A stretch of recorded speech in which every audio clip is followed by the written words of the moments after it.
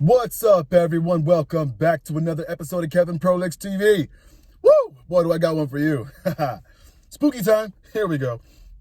Every night, my entire town locks down for 12 minutes. I finally learned why. Okay.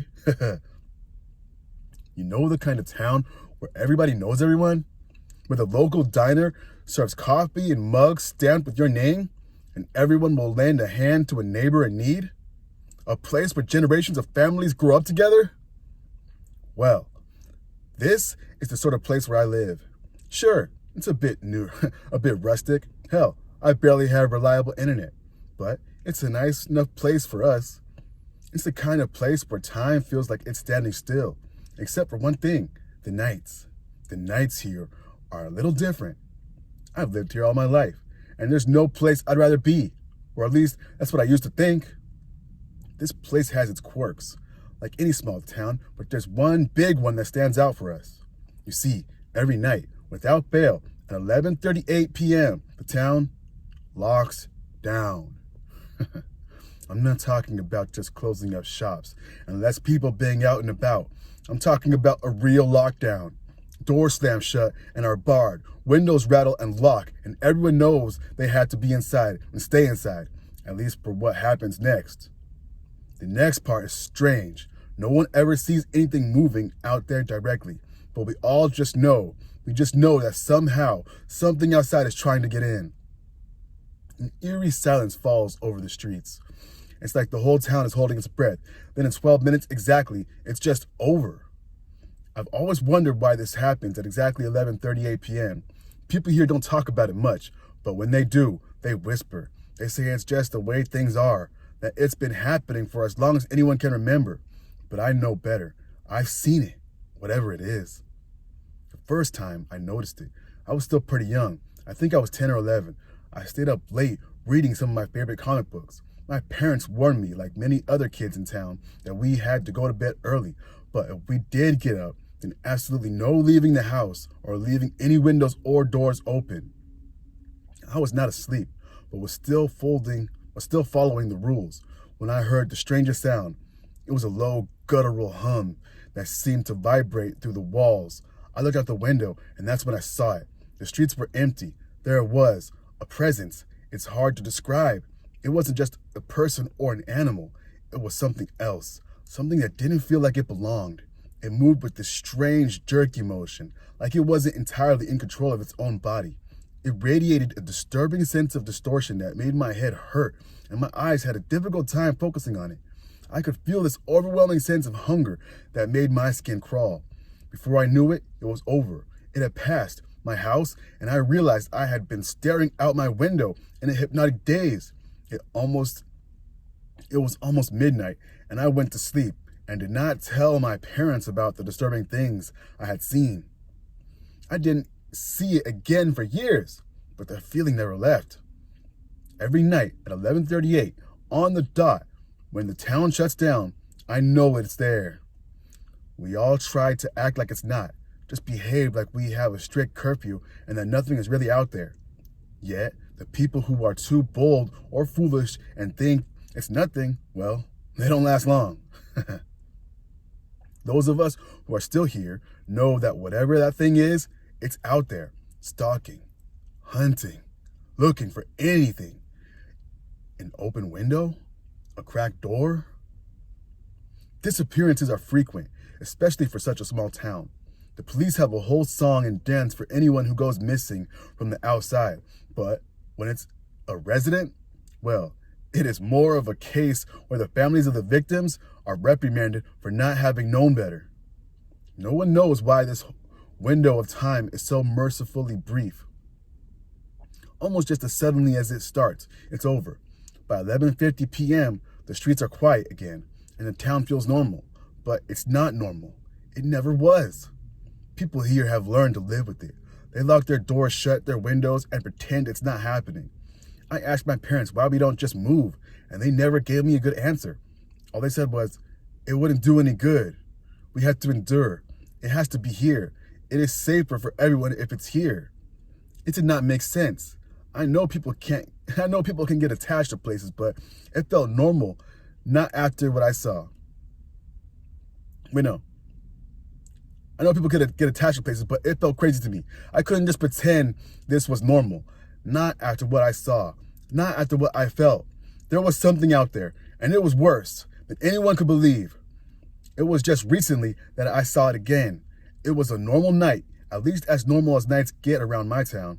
I was getting ready for bed when I noticed that my cat Quincy was missing. I looked everywhere, but I couldn't find him. Then I heard something and looked through the window to spot a familiar shape, and my heart sank. He was outside. He must have gotten out when I had come home earlier and was sauntering around along the sidewalk, clueless to the impending danger. The time was 11:36 p.m. I had no idea if the creature did anything to animals, but I did not want to find out. I had never let Quincy outside before, and he did not come back to my shouted calls for his return. I had to do something. Something dangerous and stupid to save him. I rushed outside, sprinting towards him and trying to grab him and bring him in before it was too late. I managed to reach him and pick him up, but then I froze when I sensed a presence as I was scrambling back to my door. Quincy's ears folded back and he hissed. I felt paralyzed, and then I saw what I thought I saw again. It was different this time, larger and more overwhelming than before.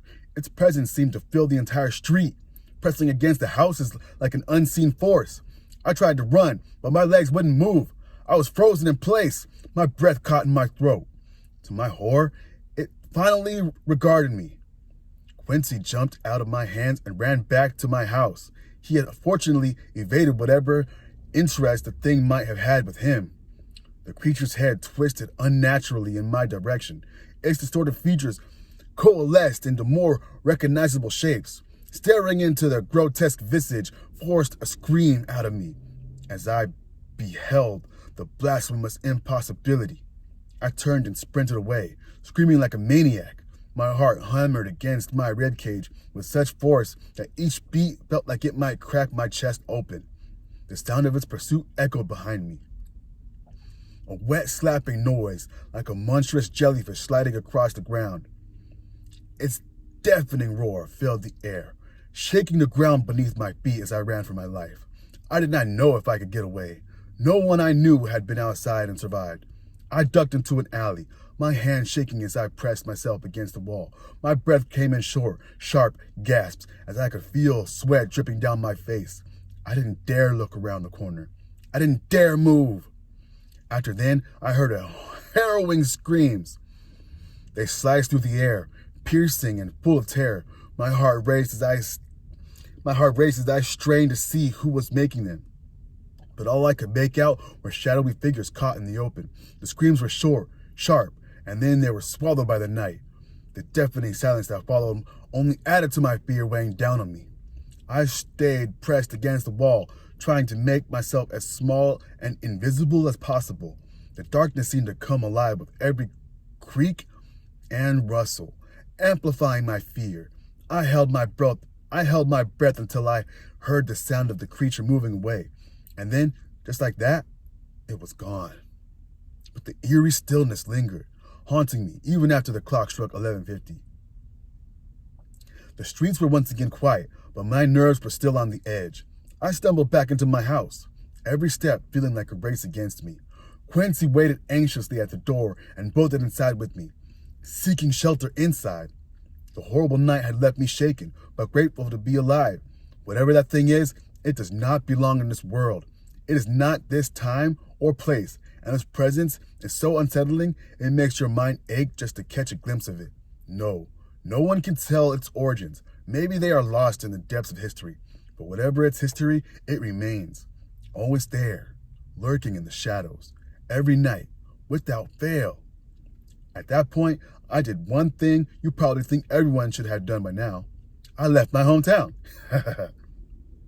I moved to the largest city I could reach to get away from it.